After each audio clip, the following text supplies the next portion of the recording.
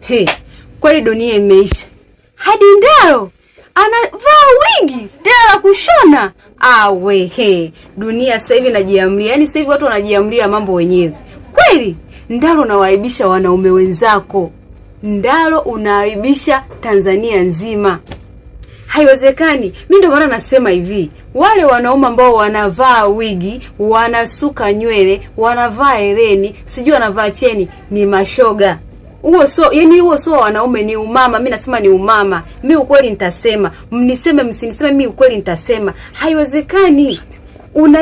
Unaizalilisha nchi, unaizalilisha hata serikali wenyewe wamekataza.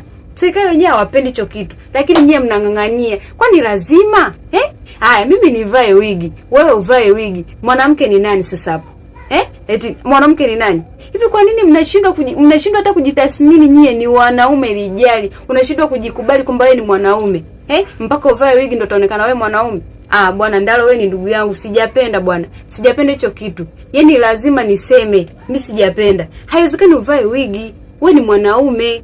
Tena ni msanii mkubwa kabisa, unajulikana na kila mtu. Alafu nenda kujizalilisha unavaa wigi. Huo ni ushamba. Yaani huo ni umama nasema.